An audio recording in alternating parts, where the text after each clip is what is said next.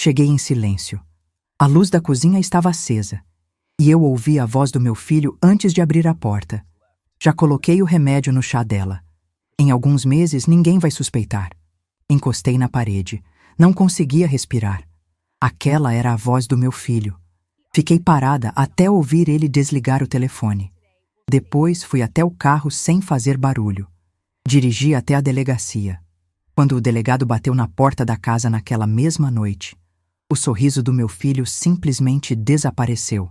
Meu nome é Yara, tenho 68 anos, e na noite de terça-feira descobri que meu filho estava me envenenando. 6 meses antes daquela terça-feira, comecei a sentir tontura. Acordava bem, animada até, mas depois do café da manhã ficava sonolenta. Uma sonolência estranha, pesada, como se tivesse tomado remédio para dormir. Minha cabeça ficava confusa. Eu ia pegar alguma coisa no quarto e esquecia o que era. Ia falar com alguém ao telefone e perdia o fio da conversa no meio. Achei que era idade. 68 anos, viúva há 7, morando sozinha numa casa grande demais. Pensei, talvez seja solidão, talvez seja cansaço acumulado de décadas trabalhando. Mas a tontura piorou. Teve dia que levantei da cama e quase caí. Segurei na parede. Respirei fundo. Esperei passar. Passou. Mas voltou no dia seguinte. E no outro. E no outro. Então marquei consulta com a doutora Miriam, minha geriatra. Conhecia ela há 9 anos. Mulher séria, detalhista, daquelas que não aceita resposta vaga. Sentei no consultório e contei tudo. A tontura, a sonolência, os esquecimentos.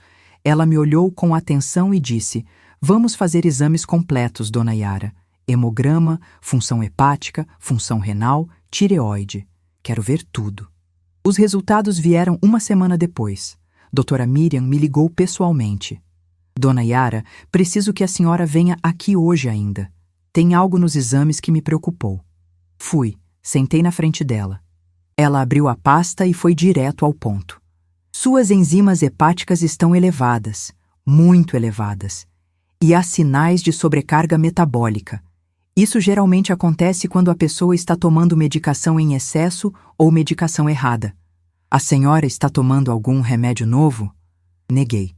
Só os de sempre. Losartana para pressão, simvastatina para colesterol. Nada mais. Ela insistiu. "Tem certeza absoluta? Porque esses exames não mentem, dona Yara. Eles sugerem intoxicação medicamentosa." Fiquei em silêncio. "Intoxicação?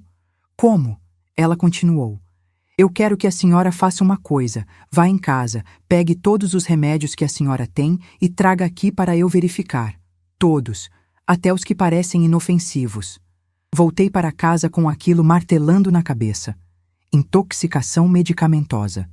Mas eu não tomava nada além do que ela mesma tinha receitado. Entrei em casa. Renato estava na sala, no notebook. Ele morava comigo há 2 anos, junto com a esposa Sabrina. Tinham voltado porque estavam enfrentando dificuldades financeiras. Eu aceitei. Renato era meu filho único, meu único filho. Achei que seria temporário. Achei que em alguns meses eles se reerguiam e saíam. Não saíram. Fui até a cozinha. Abri o armário onde Sabrina guardava meus remédios. Ela tinha começado a fazer isso uns 4 meses atrás. Dizia: "Dona Yara, deixa que eu organizo os remédios da senhora. Assim a senhora não esquece de tomar." Achei gentileza. Achei cuidado. Abri o armário. Havia vários frascos. Peguei um por um. Losartana. Reconheci. Simvastatina. Reconheci. Depois peguei outro frasco. Clonazepam 2 miligramas. Gelei. Eu nunca tinha tomado clonazepam. Nunca na vida. Peguei outro. Diazepam 10 miligramas. Também nunca tinha tomado. Senti o chão sumir debaixo dos meus pés. Segurei na pia. Respirei. Peguei os frascos e fui para o quarto. Liguei para a doutora Miriam. Mandei foto. Ela me ligou de volta em menos de 5 minutos e a voz dela estava diferente.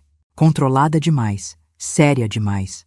"Dona Yara, esses são ansiolíticos de alta potência. Benzodiazepínicos.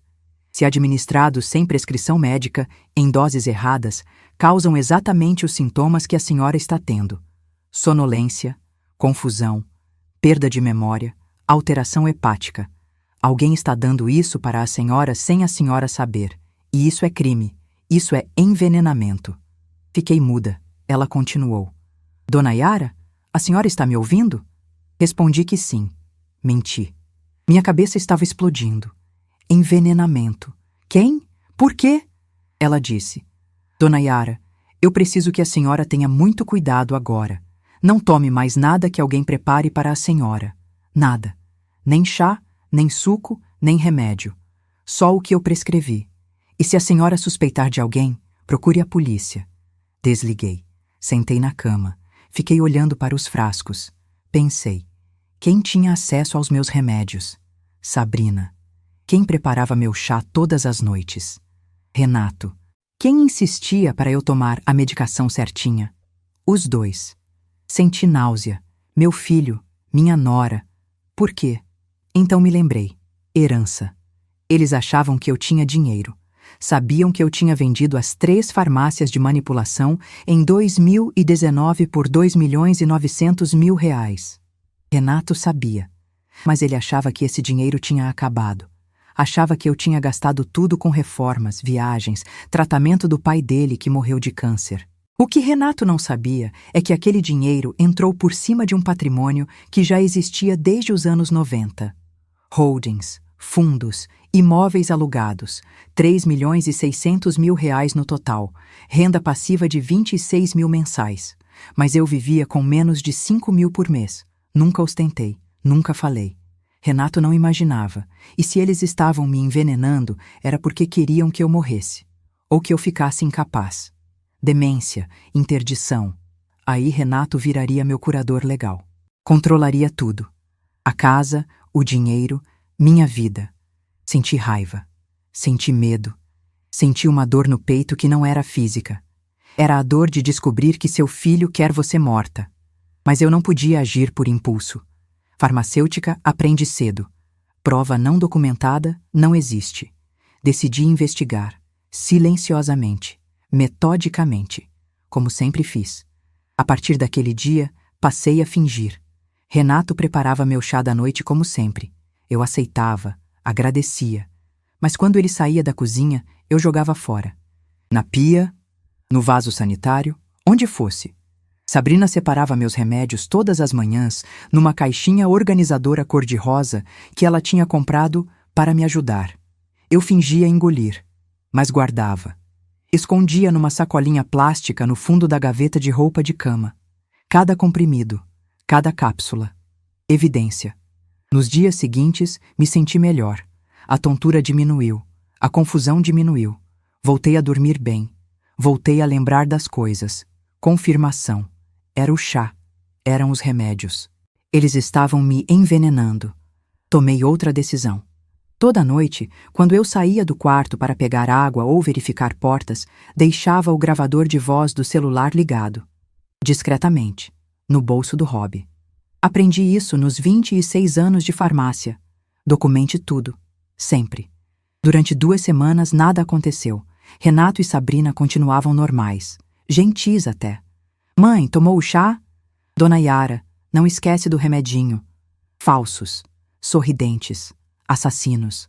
Até que na terça-feira à noite, tudo mudou. Fingi que ia dormir cedo.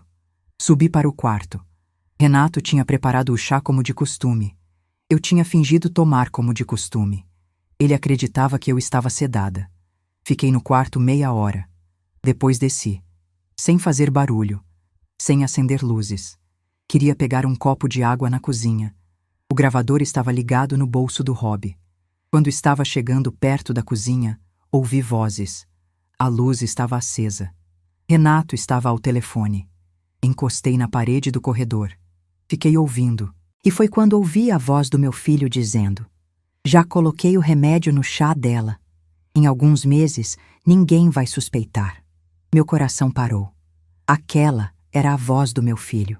A voz que eu conhecia desde que ele nasceu. A voz que me chamava de mãe, dizendo que tinha me envenenado. Friamente, naturalmente. Continuei ouvindo. Ele estava falando com alguém. Provavelmente Sabrina. Ela tinha saído para sua academia às 8 da noite. Renato continuou. Eu sei que tá demorando, mas tem que ser devagar. Se for rápido, levanta a suspeita. A ideia é simular demência senil progressiva. Aí a gente consegue interdição. E depois, quando ela morrer, ninguém questiona. Senti minhas pernas fraquejarem. Segurei na parede. Continuei ouvindo. Ele estava ouvindo a pessoa do outro lado. Depois disse: sim, o advogado já está preparando os documentos de interdição. Só falta mais uns 2 meses de sintomas para a gente entrar com o pedido. Aí eu viro curador. Controlo tudo. A casa, o dinheiro, tudo. Não conseguia respirar. Não conseguia me mexer. Meu filho. Meu único filho. O menino que eu carreguei no colo. Que eu amamentei. Que eu criei sozinha depois que o pai morreu. Estava planejando me matar. Ou me internar como louca. Para roubar meu dinheiro. Com advogado, com documentos, com premeditação. Fiquei parada até ele desligar o telefone. Ouvi ele sair da cozinha. Ouvi os passos dele subindo a escada, indo para o quarto dele no andar de cima. Esperei. Silêncio total. Então fui até meu quarto. Peguei a bolsa, peguei o celular, verifiquei o gravador. Estava tudo lá. Gravado. Voz clara. Confissão completa. Desci sem fazer barulho. Saí pela porta da frente. Entrei no carro. Hyundai HB20, 2016. Modesto, discreto. Como tudo na minha vida. Liguei o carro e dirigi. Eram 9 horas da noite quando cheguei na delegacia especializada em crimes contra idosos. Estacionei. Respirei fundo. Entrei. A recepção estava vazia. Tinha um policial jovem no balcão. Disse: boa noite. Preciso falar com o delegado de plantão. Ele me olhou. Deve ter visto uma senhora de 68 anos, magra, cabelo grisalho preso num coque, roupa simples. Deve ter pensado que era denúncia de vizinho barulhento. Disse: a senhora pode me falar o que aconteceu que eu registro aqui? Respondi: não, preciso falar com o delegado. É tentativa de homicídio. Ele parou. Me olhou diferente. Pegou o telefone interno, falou com alguém. Depois disse: delegado Sérgio já vem atender a senhora. Pode sentar ali. Sentei, esperei. 2 minutos depois, um homem de uns 54 anos apareceu. Terno simples.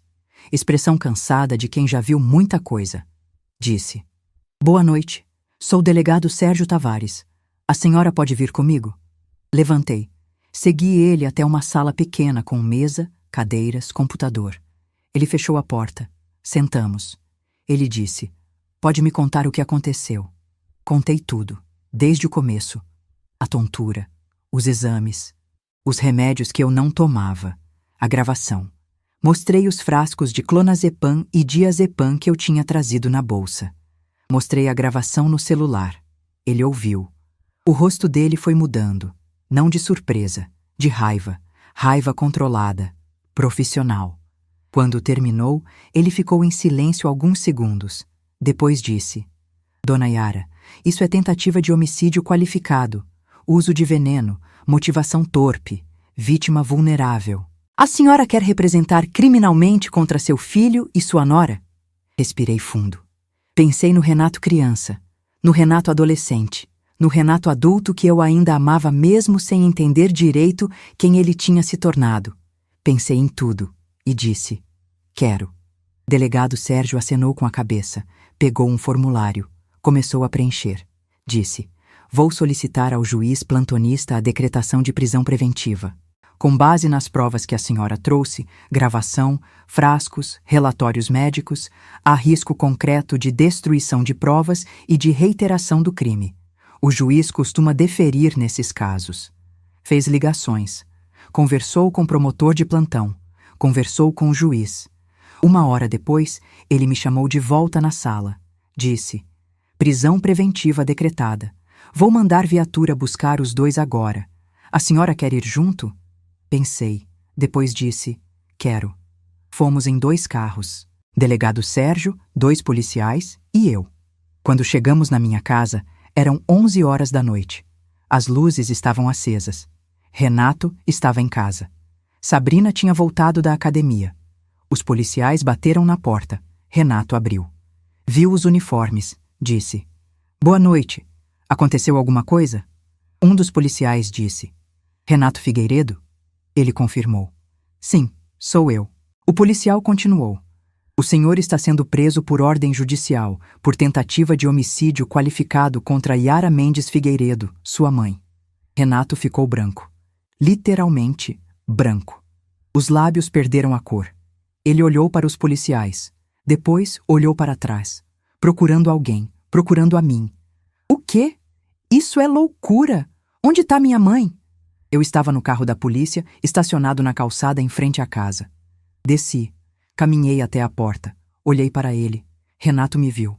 A expressão dele passou por choque, medo, raiva, tudo ao mesmo tempo. Disse: "Mãe, o que você fez?" Respondi calma, com a voz que eu não sabia que ainda tinha dentro de mim. Firme, gelada. "Eu me defendi, Renato. Eu descobri que você está me envenenando e eu vim aqui com a polícia para que você responda por isso." Sabrina desceu correndo as escadas, cabelo molhado, ainda de roupa de academia. "O que está acontecendo aqui?" Um dos policiais disse. "Sabrina Almeida Figueiredo? A senhora também está sendo presa por ordem judicial como coautora em tentativa de homicídio." Sabrina começou a gritar, voz estridente, desesperada. "Isso é absurdo! Eu não fiz nada! Dona Yara tá louca! Ela tá com demência! Ela não sabe o que tá falando!" Delegado Sérgio, que estava ao meu lado, interveio. Voz firme. "A Dona Yara está perfeitamente lúcida e temos provas. Gravação de áudio do seu marido confessando o envenenamento. Amostras dos remédios adulterados. Laudo médico atestando intoxicação medicamentosa. Vocês vão ser conduzidos agora e vão responder criminalmente." Renato tentou uma última cartada. Olhou para mim. Lágrimas nos olhos. Falsas.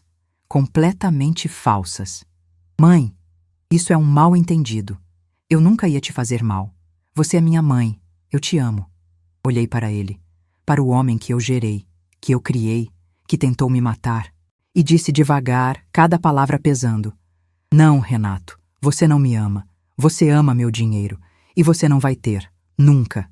Os policiais algemaram os dois. Renato não resistiu. Sabrina gritava. "Isso é perseguição! Dona Yara inventou tudo! Ela é doente! Ninguém vai acreditar nela!" Levaram para a viatura. Renato gritava da janela do carro. "Mãe, você vai se arrepender disso! Eu sou seu filho! Eu tenho direitos!" Respondi. "Última vez. Você tinha até tentar me envenenar." A viatura saiu. Fiquei parada na calçada. Delegado Sérgio se aproximou. "Dona Yara, a senhora quer entrar? Pegar alguma coisa?" Neguei. "Não. Quero ir para a delegacia, prestar depoimento formal." Fomos. Cheguei na delegacia 00:15. Sentei numa sala. Delegado Sérgio ligou o computador. Começou a digitar. Fiz depoimento completo. Contei tudo de novo. Detalhes, datas, nomes. Entreguei a gravação, entreguei os frascos, entreguei relatórios médicos da doutora Miriam, assinei. Delegado Sérgio disse: "Renato e Sabrina vão ficar presos. A audiência de custódia acontece amanhã. O juiz vai decidir se mantém a prisão ou não, mas com essas provas dificilmente soltam." Agradeci. Saí. Entrei no carro. Dirigi de volta para casa. Quando cheguei, eram 2 da manhã. A casa estava vazia, silenciosa. Luzes apagadas. Entrei. Fechei a porta. Fui até a sala. Sentei no sofá. E então, pela primeira vez desde que ouvi aquela voz ao telefone dizendo: "Já coloquei o remédio no chá dela", eu chorei. Chorei pela mãe que fui. Chorei pelo filho que perdi. Chorei pela traição que sobrevivi. Chorei porque estava viva, mas estava sozinha. Completamente sozinha. Meu celular vibrou. Era Júlia, minha sobrinha. Filha da minha irmã que morreu de câncer há 12 anos. Júlia tinha 34 anos. Era arquiteta, morava em Goiânia e sempre foi próxima de mim. Ela tinha visto uma chamada perdida minha. Eu tinha tentado ligar para ela enquanto estava na delegacia, precisava ouvir uma voz conhecida, mas ela não tinha atendido. Atendi agora. "Tia, são 2 da manhã. Tá tudo bem?" Comecei a falar. Não consegui terminar a primeira frase. Engasguei. Ela entendeu. "Eu já tô saindo. Chego em 20 minutos. Desliguei. Fiquei sentada, esperando. 23 minutos depois, ouvi a campainha. Abri. Júlia estava lá. Entrou sem perguntar nada. Sentou do meu lado no sofá. Segurou minha mão. Fiquei. Ela ficou. Às vezes é o suficiente. Na manhã seguinte acordei às 6. Não tinha dormido direito. Júlia tinha ficado até às 4 da manhã e depois foi para casa. Levantei. Tomei banho. Me vesti. Liguei para a doutora Miriam. Ela atendeu no terceiro toque. Dona Yara, como a senhora está? Respondi. Descobri quem estava me envenenando. Meu filho. Ele foi preso ontem à noite. Silêncio do outro lado. Depois, meu Deus. Dona Yara, eu preciso que a senhora venha aqui hoje. Agora. Traga amostras do que ele te dava. Chá, remédios, qualquer coisa. Vou mandar para análise toxicológica completa. Fui até a cozinha. Peguei o chá que Renato tinha preparado na terça-feira à noite, antes de eu descobrir tudo. Eu não tinha tomado. Tinha jogado na pia, mas tinha guardado um pouco numa garrafinha plástica, por precaução. Farmacêutica nunca desperdiça evidência. Coloquei na bolsa. Fui para o consultório da doutora Miriam. Cheguei às 8h30. Ela me atendeu imediatamente. Entreguei a amostra. Ela pegou com luvas. Colocou num recipiente estéril. Etiquetou.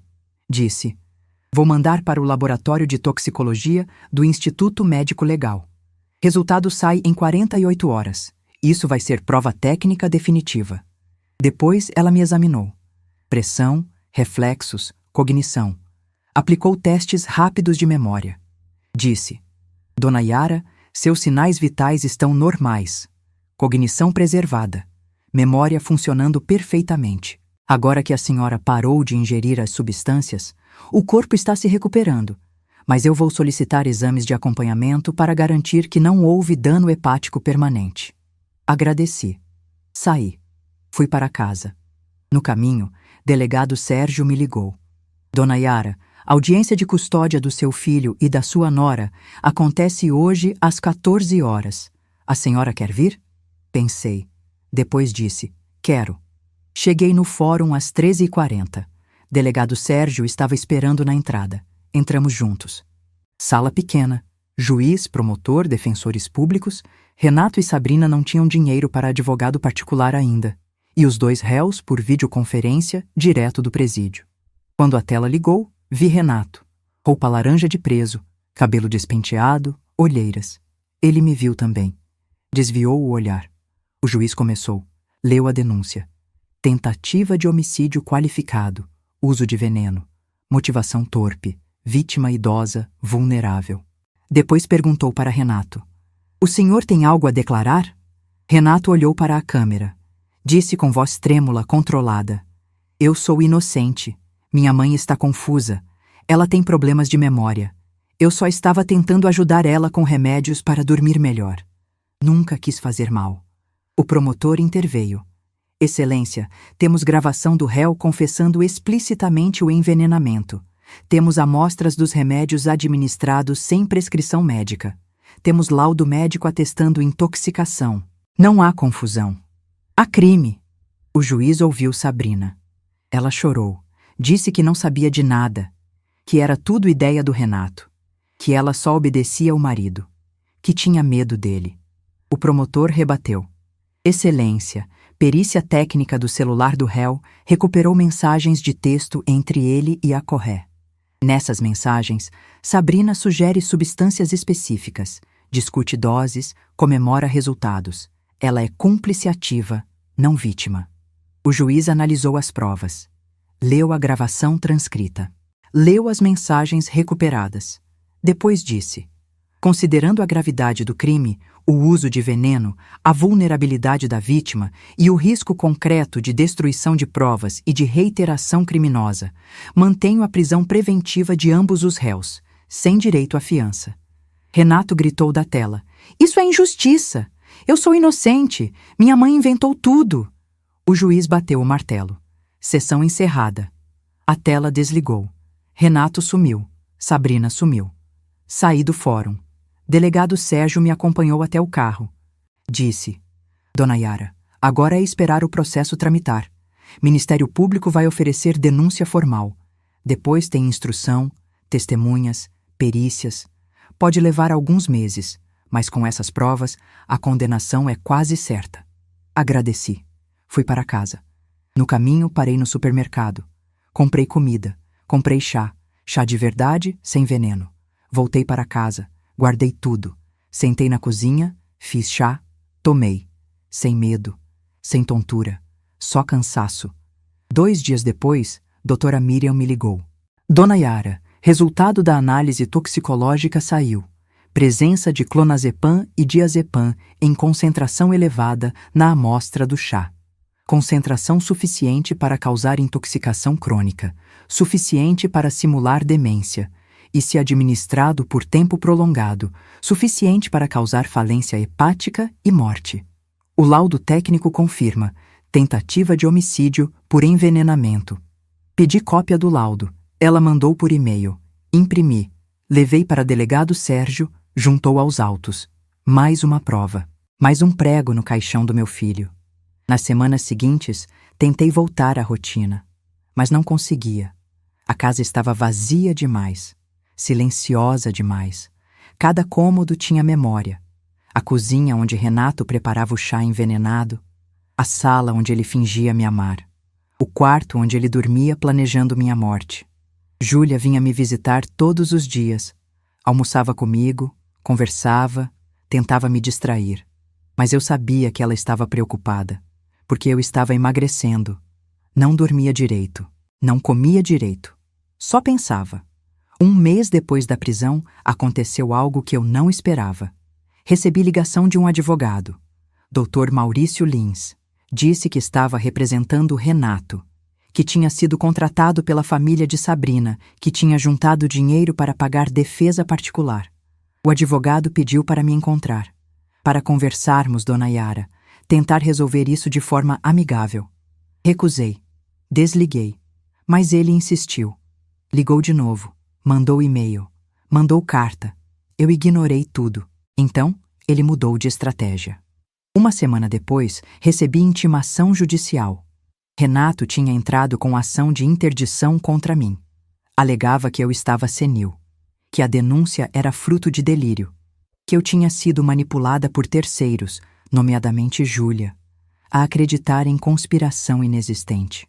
Anexou ao processo laudos médicos comprados, atestando que eu apresentava quadro demencial avançado. Quando li aquilo, senti raiva. Raiva pura. Não era só o veneno. Era a audácia, a crueldade, a tentativa de me destruir mesmo de dentro da prisão. Liguei para Dr. Humberto Lacerda, advogado criminalista que uma amiga tinha me indicado. Marquei consulta. Fui no mesmo dia. Ele me recebeu num escritório elegante no setor oeste. Homem de 66 anos, cabelo grisalho, terno impecável. Ouvi tudo. Leu a petição de interdição. Depois disse: Dona Yara, isso aqui é tentativa desesperada de desacreditar a senhora. Vamos contestar. E vamos pedir perícia médica independente para comprovar que a senhora está plenamente capaz. 2 semanas depois, fui submetida à avaliação completa. Geriatra, neurologista, psiquiatra. 3 médicos diferentes. 3 avaliações independentes. Testes cognitivos, testes de memória, entrevistas longas, exames de imagem cerebral. Todos me declararam plenamente capaz, lúcida, orientada, cognição preservada. O psiquiatra que fez a avaliação escreveu no laudo: paciente demonstra lucidez plena, memória preservada, capacidade total de discernimento. Não há qualquer indício de demência ou comprometimento cognitivo. Os sintomas anteriormente relatados são compatíveis com intoxicação medicamentosa, conforme comprovado por exames toxicológicos, e cessaram completamente após interrupção da administração das substâncias. Dr. Humberto juntou os laudos ao processo. Contestou a interdição. Pediu aplicação de multa por litigância de má-fé contra o advogado de Renato. O juiz analisou. Indeferiu o pedido de interdição. Aplicou multa de R$ 10.000 contra Dr. Maurício Lins por utilizar laudos fraudulentos e tentar manipular o judiciário. Renato perdeu. De novo. Mas ele não desistiu. 3 meses depois da prisão, o Ministério Público ofereceu denúncia. Renato e Sabrina foram formalmente acusados de tentativa de homicídio qualificado, uso de veneno, motivação torpe, vítima idosa vulnerável, falsidade ideológica pelos documentos falsos usados na tentativa de interdição e estelionato. O estelionato veio à tona quando a perícia investigou as finanças de Renato. Descobriram que, 6 meses antes de ser preso, ele tinha obtido empréstimos bancários usando minha casa como garantia. Documentos falsificados, assinatura falsificada, envolvendo um despachante que também foi indiciado. Renato pegou R$220 mil nesses empréstimos. Gastou tudo. Carro importado, roupas de marca, restaurantes caros, viagens, nada sobrou. Quando descobri isso, senti algo além de raiva. Senti nojo, porque não era só a tentativa de me matar, era a certeza absoluta de que eu não passava de dinheiro para ele. Nem mãe, nem pessoa, só dinheiro. O processo criminal foi distribuído. Começou a tramitar. Doutor. Humberto assumiu minha assistência de acusação, ou seja, ele atuava junto com o Ministério Público para garantir que Renato e Sabrina fossem condenados. Durante esses meses, tomei decisões. Primeira decisão: testamento. Fui ao cartório. Fiz testamento formal. Deserdei Renato expressamente, com fundamento em tentativa de homicídio contra a ascendente, instituto que o Código Civil prevê como causa legítima de deserdação. Deixei tudo para a Júlia, minha sobrinha que nunca me traiu, que nunca me envenenou, que sempre me amou de verdade. O tabelião, homem sério de uns 50 anos, leu o testamento antes de registrar. Olhou para mim. Disse: Dona Yara, a senhora tem certeza disso? Deserdar um filho é decisão grave. Respondi: tenho certeza absoluta. Meu filho tentou me matar. Ele não merece nada. Registrei. Assinei. Saí de lá com a certeza de que, acontecesse o que acontecesse comigo, Renato jamais herdaria um centavo. Segunda decisão: blindagem patrimonial. Fui ao banco. Reestruturei completamente minha proteção financeira. Criei trust familiar irrevogável. Transferi todos os ativos para essa estrutura: holdings, imóveis, fundos, ações, tudo. Júlia como beneficiária única. Renato não teria acesso. Mesmo se eu morresse antes do julgamento final, ele não herdaria nada. O gerente do banco, que me atendia há 15 anos, ficou impressionado com a complexidade da operação. Disse: Dona Yara, isso aqui é blindagem de nível corporativo. A senhora aprendeu onde? Respondi: 26 anos de farmácia, aprendi a proteger o que é meu. Terceira decisão: vender a casa. Não conseguia mais morar lá. Cada cômodo tinha fantasma. A cozinha onde fui envenenada. O corredor onde ouvi a confissão. O quarto onde fingi dormir enquanto planejavam minha morte. Coloquei à venda. Vendi em 45 dias. Comprei apartamento menor, moderno, seguro, em condomínio fechado no setor Bueno. Portaria 24 horas. Câmeras. Segurança. Júlia morava a 10 minutos de distância. Me mudei. Levei apenas o essencial. Roupas, documentos, algumas fotos, não de Renato. Essas eu joguei fora. Fotos do meu marido, da minha irmã falecida, de Júlia criança. O resto, doei. Móveis, utensílios, tudo. Não queria nada daquela casa. No apartamento novo, comecei vida nova. Pintei as paredes de branco, comprei móveis novos, organizei tudo do meu jeito. Júlia me ajudou. Passamos um final de semana inteiro montando tudo. Rimos, conversamos. Pela primeira vez em meses me senti leve. 6 meses depois da prisão, houve julgamento. Tribunal do Júri. Competência obrigatória para crimes dolosos contra a vida. A sessão foi marcada para durar 2 dias. Cheguei no fórum na manhã do primeiro dia. Dr. Humberto estava esperando. Júlia também veio. Entramos na sala do júri. 7 jurados sorteados: juiz-presidente, promotor, defensores e Renato e Sabrina, que vieram escoltados do presídio. Quando Renato entrou, olhei para ele. Tinha emagrecido. Barba por fazer, roupa amassada, algemas. Olhou para mim. Não havia mais lágrimas falsas. Não havia mais súplicas. Apenas ódio. Ódio puro nos olhos dele. Como se eu fosse a culpada. Como se eu tivesse feito algo errado ao não morrer. O promotor começou. Apresentou as provas. Uma por uma. Metodicamente. Primeiro, a gravação. Quando o promotor tocou o áudio em plenário, a sala ficou em silêncio absoluto. A voz de Renato saiu pelos alto-falantes com clareza perturbadora. Aquela voz calma, fria, calculista, descrevendo doses e prazos e interdições como se planejasse uma planilha de metas. Já coloquei o remédio no chá dela. Em alguns meses ninguém vai suspeitar. A ideia é simular demência senil progressiva. Aí a gente consegue interdição. Aí eu viro curador. Controlo tudo. A casa, o dinheiro, tudo. Olhei para os jurados. Vi o momento exato em que cada um deles entendeu o que estava ouvindo. Uma senhora de uns 60 anos na primeira fileira levou a mão à boca. Um homem de 40 e poucos na segunda fileira fechou os olhos e balançou a cabeça negativamente. Não era raiva. Era algo mais frio. Era certeza. Depois, o promotor apresentou os laudos. Laudo toxicológico, confirmando presença de benzodiazepínicos no chá.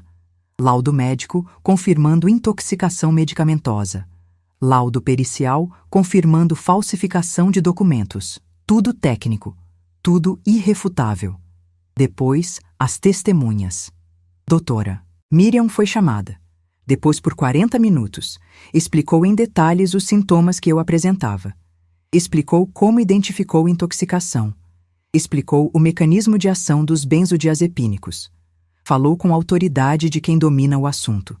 Os jurados ouviram tudo em silêncio. Delegado Sérgio depôs. Relatou como conduziu a investigação, como solicitou a prisão, como as provas foram coletadas e preservadas. Técnico, profissional. Júlia depôs. Falou sobre meu caráter. Sobre como sempre fui lúcida, independente, capaz. Sobre como Renato mudou depois que voltou a morar comigo. Sobre como ela mesma percebeu que algo estava errado, mas não imaginou que fosse tão grave. Depois foi minha vez. Subi ao banco das testemunhas. Jurei dizer a verdade. Sentei.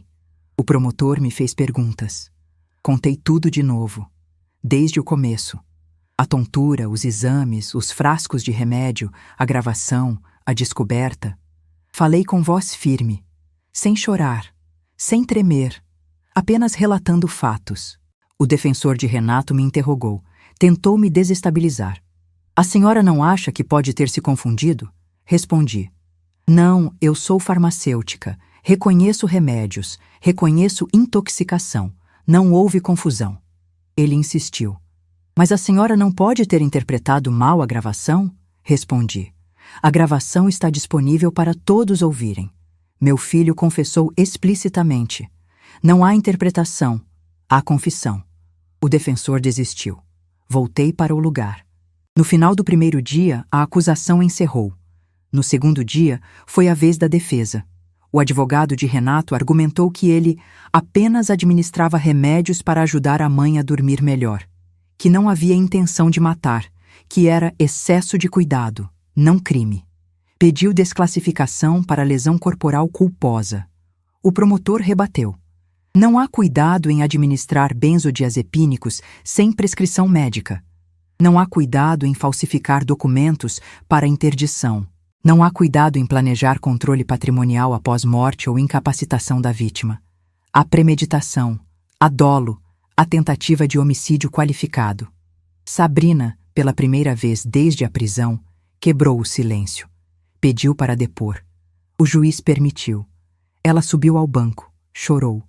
Disse que tudo era ideia de Renato, que ela só obedecia, que tinha medo dele, que era vítima também. O promotor apresentou as mensagens recuperadas do celular de Renato. Mensagens onde Sabrina sugeria substâncias específicas. Tenta aumentar a dose do clonazepam. Vai fazer efeito mais rápido. Viu? Ela tá bem mais confusa hoje. Tá funcionando. Mais uns 2 meses e a gente entra com a interdição. Ela não vai ter como se defender. Cúmplice, não vítima. Os jurados ouviram tudo. No final do segundo dia, o juiz leu as perguntas que seriam respondidas pelos jurados. O réu Renato Figueiredo tentou matar Yara Mendes Figueiredo? Houve uso de veneno? Houve motivação torpe? A vítima é pessoa idosa vulnerável? Mesmas perguntas para Sabrina. Os jurados se retiraram para deliberar. Esperamos 1 hora, 2 horas, 3 horas. Júlia segurou minha mão. Dr. Humberto disse: demora é bom sinal. Significa que estão analisando tudo com cuidado. 4 horas depois, os jurados voltaram. O presidente do júri se levantou. Leu o veredicto. Quanto ao réu Renato Figueiredo, tentou matar Yara Mendes Figueiredo? Sim. Houve uso de veneno? Sim. Houve motivação torpe? Sim. A vítima é pessoa idosa vulnerável? Sim. Senti algo que não era alegria. Era alívio. O tipo de alívio que vem quando o mundo decide que o que aconteceu com você importou. Que você não foi descartável. Que tentaram e não conseguiram. Quanto à ré Sabrina Almeida Figueiredo, tentou matar Yara Mendes Figueiredo? Sim. Foi cúmplice? Sim. Houve uso de veneno? Sim. Houve motivação torpe? Sim. A vítima é pessoa idosa vulnerável? Sim. Culpados. Os dois. Unanimidade. O juiz agradeceu aos jurados. Depois fixou as penas. Renato, 18 anos de reclusão em regime fechado. Qualificadoras aplicadas integralmente. Sem direito à progressão antes de 6 anos. Indenização por danos morais. R$ 200 mil.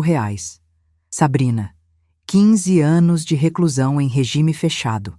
Qualificadoras aplicadas. Sem direito à progressão antes de 5 anos. Indenização por danos morais. R$ 150 mil. Quando a sentença foi lida, Renato me olhou da cadeira dos réus. Não havia mais nada naquele olhar. Nem arrependimento, nem súplica. Apenas ódio vazio. E eu devolvi o olhar com calma, com indiferença. Porque ele tinha perdido. E eu tinha sobrevivido. Levaram os dois de volta para o presídio. A sessão foi encerrada. Dr. Humberto me parabenizou. Júlia me abraçou. Saímos do fórum. No caminho para casa, não senti vitória. Senti cansaço. Cansaço de quem carregou peso demais, por tempo demais. Mas também senti algo novo. Algo que eu não sentia há muito tempo. Senti paz. 2 semanas depois do julgamento, quando achei que finalmente tinha terminado, Renato contra-atacou. Da prisão, conseguiu contato com advogado novo. Advogado caro, especialista em recursos. Não sei de onde veio o dinheiro. Depois descobri que a família de Sabrina, mesmo depois da condenação dela, ainda acreditava que conseguiriam reverter tudo e pegar meu patrimônio. Investiram em defesa. Erro deles. O advogado entrou com apelação. Alegou que o júri foi parcial, que as provas foram obtidas ilegalmente, que a gravação que eu fiz violava a privacidade, pediu anulação do julgamento e realização de novo júri. Quando o Dr. Humberto me ligou avisando, senti o estômago revirar. Dona Yara, é procedimento padrão. Todo condenado tem direito a recorrer. Mas as chances de sucesso são mínimas. As provas foram obtidas legalmente. A gravação foi feita pela própria vítima em legítima defesa. Não há ilegalidade. O tribunal vai negar. Mas enquanto o recurso tramitava, Renato tentou outra coisa. Mandou carta para Júlia. Carta longa, escrita à mão, dizendo que eu tinha inventado tudo, que eu era doente, que Júlia estava sendo manipulada por mim para roubar a herança que, por direito, era dele. Pediu que Júlia o visitasse na prisão. Prometeu revelar a verdade. Júlia me mostrou a carta. Lemos juntas. No final, ela rasgou. Jogou no lixo. Disse: tia, ele acha que todo mundo é idiota igual ele. 1 semana depois, recebi intimação para depor novamente. Processo cível que Sabrina tinha movido contra mim. Pedindo indenização por danos morais, porque, segundo ela, eu tinha destruído sua vida ao fazer denúncia falsa. Absurdo completo. Mas ela tinha direito de tentar. Fui à audiência. Depus. Rebati tudo. O juiz indeferiu o pedido liminarmente. Aplicou mais uma multa por litigância de má-fé. Sabrina perdeu. De novo. Mas o pior ainda estava por vir. 3 meses depois da condenação, recebi ligação de um número desconhecido. Atendi. Voz masculina, grave, ameaçadora. Yara, você vai pagar pelo que fez com meu sobrinho. Vai pagar caro. Desliguei. Imediatamente liguei para delegado Sérgio. Relatei. Ele registrou ocorrência. Pediu rastreamento da ligação. Descobriram que era primo de Sabrina. Ele foi intimado. Negou tudo. Não havia como provar. Mas a ameaça ficou registrada. Comecei a ter medo de novo. Medo que eu não sentia desde a noite em que descobri o veneno. Medo de sair de casa. Medo de abrir a porta. Medo de atender telefone. Júlia percebeu. Passou a dormir no meu apartamento 3 vezes por semana. Contraté e segurança particular. Instalei câmeras extras. Me tranquei. Foi nesse período que descobri algo que mudou tudo de novo. 4 meses depois da condenação, Dr. Humberto me ligou. Voz diferente. Séria demais. Dona Yara, preciso que a senhora venha ao meu escritório hoje. Descobri algo importante. Fui. Sentei na frente dele. Ele abriu uma pasta. Disse: a defesa de Renato continua investigando, tentando encontrar algo que possa anular a condenação. E no processo, descobriram seus bens. Todos. As holdings, os fundos, os imóveis. Tudo. Senti o sangue gelar. Como? Advogado dele pediu quebra de sigilo bancário e fiscal alegando necessidade de calcular pensão alimentícia que ele teria direito como filho. Juiz deferiu parcialmente. E agora eles sabem que a senhora tem patrimônio de 3.600.000 reais. Respirei fundo. E o que isso muda? Dr. Humberto me olhou nos olhos. Muda que agora eles vão tentar de tudo para anular a deserdação. Vão alegar que a senhora estava sob influência de terceiros quando fez o testamento. Vão tentar interdição de novo. Vão entrar com ação de alimentos. Vão fazer tudo o que puderem para ter acesso a esse dinheiro. Senti raiva. Raiva que eu não sentia há meses, porque não bastava ter tentado me matar. Não bastava ter sido condenado. Ele ainda queria meu dinheiro. Ainda achava que tinha direito. Dr. Humberto continuou. Mas eu tenho uma solução. Uma opção nuclear. O quê? A senhora pode renunciar formalmente a qualquer obrigação alimentar em relação a ele. Pode entrar com ação declaratória de inexistência de vínculo afetivo. Pode pedir que o juiz reconheça formalmente que não há mais relação familiar entre vocês, que ele é juridicamente estranho para a senhora.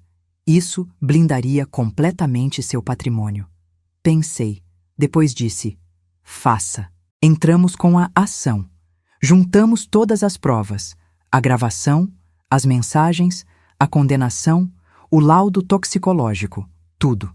Pedimos que o juiz declarasse extinção do vínculo familiar por ruptura definitiva e irreversível da relação de afeto. 3 meses depois, o juiz sentenciou.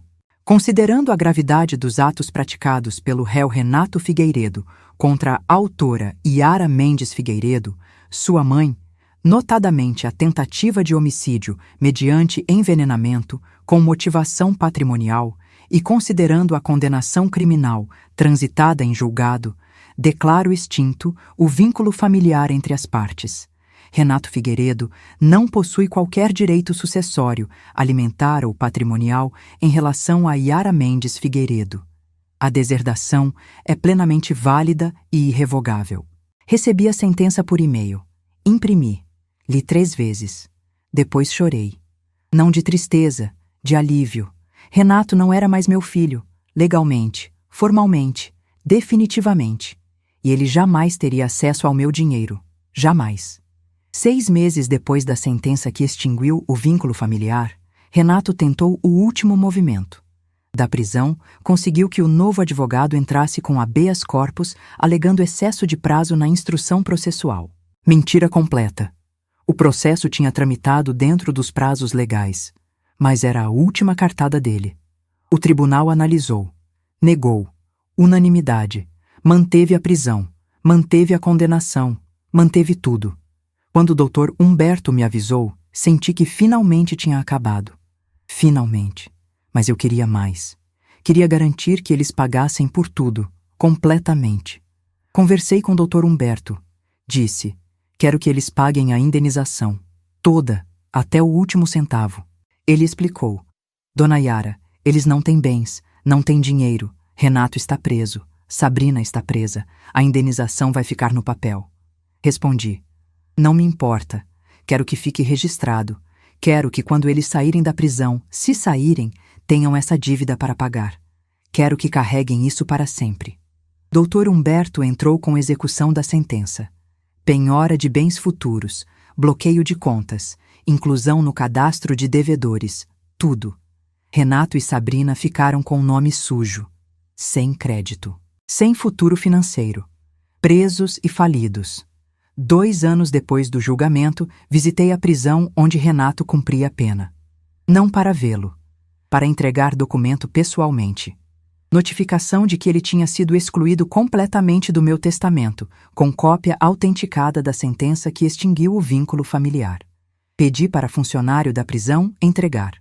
Não quis vê-lo cara a cara. Não merecia meu tempo. Mas o funcionário voltou com recado. Renato queria falar comigo. Pessoalmente. Só 5 minutos. Pensei. Depois aceitei. Última vez. Só para ele entender que tinha perdido tudo. Entrei na sala de visitas. Renato estava sentado do outro lado do vidro. Uniforme laranja, cabelo grisalho, magro, envelhecido. 2 anos de prisão tinham cobrado preço. Peguei o telefone. Ele pegou do outro lado. Ficamos em silêncio alguns segundos. Depois ele falou: "Mãe", respondi. "Não me chame assim. Você não é mais meu filho, legalmente, judicialmente e emocionalmente." Ele baixou o olhar. Depois disse: "Eu queria te pedir perdão." Silêncio. Ele continuou: "Eu sei que fiz coisa horrível. Eu sei que tentei te matar. Eu sei que não mereço perdão. Mas eu tô pedindo mesmo assim, porque você é minha mãe. E eu preciso de você." Olhei para ele. Para o homem que eu gerei, que eu criei, que tentou me envenenar. E senti: "Nada. Absolutamente nada." Respondi: "Renato, você não quer perdão. Você quer dinheiro. Você sempre quis dinheiro.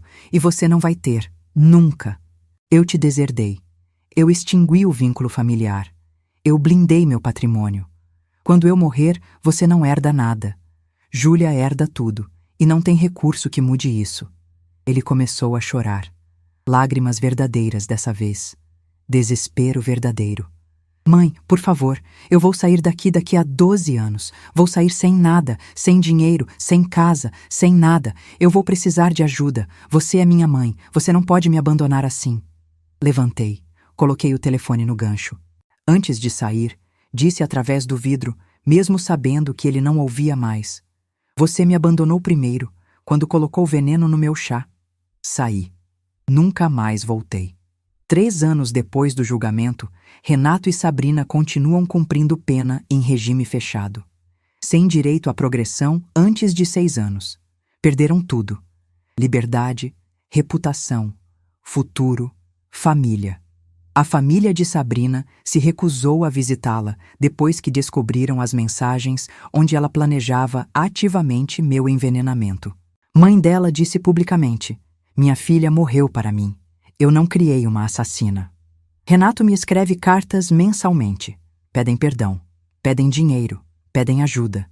Eu não abro, devolvo lacradas. Não por mágoa, por indiferença. Mágoa pressupõe que a pessoa ainda ocupa espaço em você. Ele não ocupa. 4 anos depois da condenação, recebi notícia através de Dr. Humberto. Renato tinha perdido a apelação no Superior Tribunal de Justiça. Última instância. Não havia mais recursos. Condenação definitiva. 18 anos. Regime fechado. Irreversível. E mais, Sabrina tinha pedido o divórcio. Da prisão. Alegou que tinha sido manipulada por Renato. Que queria recomeçar a vida sem ele. Pediu partilha de bens. Não havia bens, só dívidas. Mas ela divorciou mesmo assim. Queria apagar o sobrenome Figueiredo. Queria distância. Renato ficou sozinho. Completamente sozinho. A vida dele desmoronou item por item. Perdeu o carro importado. Foi leiloado para pagar dívidas. Perdeu as roupas de marca, doadas para brechó pela família de Sabrina, que limpou o apartamento que eles alugavam antes da prisão. Perdeu a reputação. Nome dele circulou em Goiânia inteira. Filho que tentou envenenar a mãe por dinheiro. Ninguém esquece isso. Perdeu os amigos. Todos se afastaram. Perdeu a esposa, divorciada. Perdeu a família, deserdado. perdeu o futuro, condenado a 18 anos, vai sair da prisão com quase 60 anos, sem profissão, sem dinheiro, sem nada. Sabrina também perdeu. Perdeu 15 anos de liberdade. Perdeu a carreira de personal stylist. Ninguém contrata profissional condenada por tentativa de homicídio. Perdeu a família. Mãe e irmãos cortaram contato. Perdeu o casamento. Perdeu tudo. Eu não senti pena. Senti justiça. Enquanto isso, minha vida floresceu. Vendi a casa onde quase morri. Comprei apartamento novo, moderno, seguro. Mudei completamente. Júlia mora a 10 minutos. Almoçamos juntas 2 vezes por semana. Ela herdou o jeito da mãe dela, minha irmã. Honesta, direta, capaz de silêncio quando o silêncio é necessário. Voltei a trabalhar. Consultora farmacêutica. Presto serviço para 3 farmácias de manipulação em Goiânia. Ganho bem. Tenho propósito. Tenho valor. E fui convidada para palestrar em Congresso Nacional de Farmacêuticos sobre intoxicações medicamentosas em idosos. Quando subi ao palco, olhei para a plateia. 140 pessoas. Farmacêuticos, médicos, estudantes. Comecei com a parte técnica, benzodiazepínicos, mecanismo de ação, sinais de intoxicação crônica, diferença entre declínio cognitivo real e induzido por drogas. Depois, sem anunciar, sem drama, disse: "Vou contar um caso clínico que acompanhei de perto. A paciente tinha 68 anos, saudável, lúcida. Começou a apresentar confusão, sonolência, lapsos de memória. Os exames mostraram intoxicação medicamentosa. A substância estava no chá que alguém de confiança preparava para ela todos os dias. Parei. A sala ficou quieta. Continuei. A paciente sobreviveu porque conhecia farmacologia o suficiente para reconhecer os próprios sintomas. E porque não aceitou que a explicação fosse simplesmente a idade. Ela investigou, documentou, denunciou e sobreviveu. Recebi aplausos de pé. Não pela história, pela lembrança de que conhecimento protege, de que silêncio mata, de que idosos não são descartáveis. 5 anos depois do julgamento, estou com 73 anos. Saudável, lúcida, livre, viajo. Fui para Bonito conhecer as grutas, fui para a Chapada dos Veadeiros fazer trilhas, fui para o Pantanal ver onças, coisas que sempre quis fazer e adiei porque estava ocupada criando filho, tocando farmácia, cuidando de marido doente. Agora faço. Júlia vai comigo em algumas viagens. Levamos vinho, conversamos até tarde, rimos de bobagens. É a filha que eu deveria ter tido. Não perdoei Renato. Nunca vou perdoar. Mas também não penso mais nele. Existe apenas como lição. DNA não é garantia de caráter. Sangue não substitui escolha. Amor de mãe tem limite. E esse limite se chama tentativa de homicídio. Hoje, quando tomo meu chá da noite, chá que eu preparo na minha cozinha, sem veneno, sem medo, agradeço por estar viva. Agradeço por ter descoberto a tempo. Agradeço por ter tido coragem de denunciar. Porque algumas mães não têm. Algumas morrem sem nunca saber. Eu não. 6 meses atrás, Renato me escreveu última carta. Diferente das outras. Curta. Direta. Mãe, eu aceito que você nunca vai me perdoar. Eu aceito que perdi tudo. Eu só queria que você soubesse que eu me arrependo. Todos os dias. E que quando eu sair daqui, vou tentar ser pessoa diferente. Não por você. Por mim. Porque eu não quero morrer sendo o homem que tentou matar a própria mãe. Eu sei que você não liga. Eu sei que você já me apagou da sua vida. Mas eu precisava dizer. Li. Rasguei. Joguei fora. Não porque não acredito. Talvez ele realmente se arrependa. Talvez não. Não me importa. Porque arrependimento não apaga veneno. Não apaga traição, não reconstrói confiança que nunca mais vai existir. E quando eu morrer, daqui a muitos anos, espero, de causas naturais, vou deixar carta testamentária para Júlia dizendo: este patrimônio foi construído com trabalho honesto, foi protegido com inteligência. E foi preservado porque sua tia descobriu a tempo que seu primo tentava matá-la. Cuide disso, honre isso. E nunca confie cegamente em ninguém, nem em filho, porque a maior herança que deixo não é dinheiro. é a prova de que sobreviver é ato de resistência, e que resistência, quando necessário, começa com uma ligação para a polícia.